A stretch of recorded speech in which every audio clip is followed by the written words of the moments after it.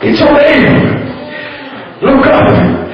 After Lot was smitten, he said, look up.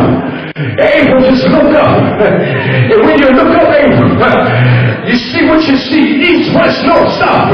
When you see all that, that'll be yours and your descendants. See, he had to prepare you for what was about to take place with Israel.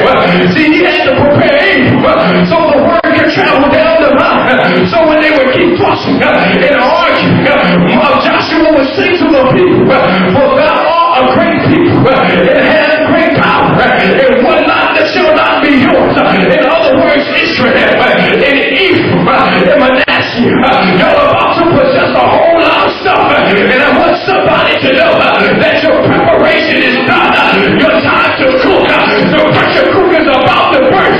Your elevation is there.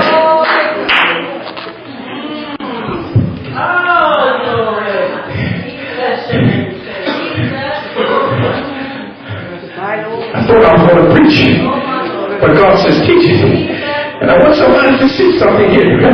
Even when he had Paul, and when he began to prosecute him, and Paul then fell on the ground and heard a voice saying to him, Saul, Saul, why are you persecuting me? And then in verse 5 it says, and he said, who are you, Lord? And then he says to him, then the Lord said, I am Jesus, whom thou persecute, and go against, you kick against the prick. I want somebody to know, stop kicking against the prick. The time to kick is over.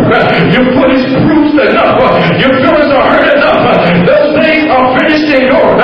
So he's trembled and astonished, said to the Lord, what do you want me to do? And I want somebody to know, in order to really proceed your preparation to elevation, it takes a simple phrase.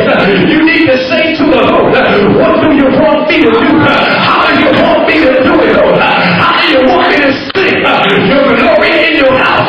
How do you want me to let the folks know in my neighborhood? And I want somebody to know, if he tell you to lay out in the grass on your lawn, and tell you to lay with just a towel on your eye, well, you better do it, because you're asking, what do you want me to do? If it tells you go to work and just sing my glory all day long, I suggest you do it. If it tells you go through your house and anoint every room, I suggest you do it. If you're asking, what do you want me to do? You better be prepared for a response.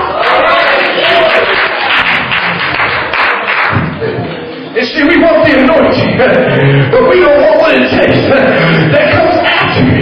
We don't want to take some of the punishment. We don't want to take some of the heartache that's coming. I'll be the first to tell you, getting anointed is going to hurt sometimes, because sometimes you won't always see what God is doing in your life.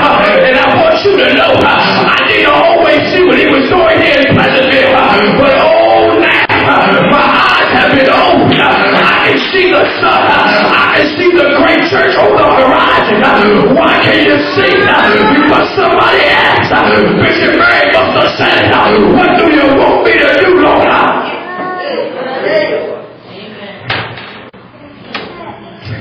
There are 4 things I just want to drop in you, and then we're out of here.